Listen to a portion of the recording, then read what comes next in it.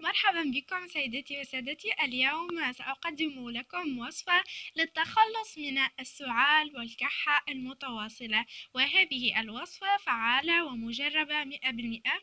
هي وصفة سهلة. سنحتاج إلى فنجان صغير من العسل، ونخلطه مع نفس الكمية من القرفة كما نرى هنا. هذه هي الوصفة سهلة جدا.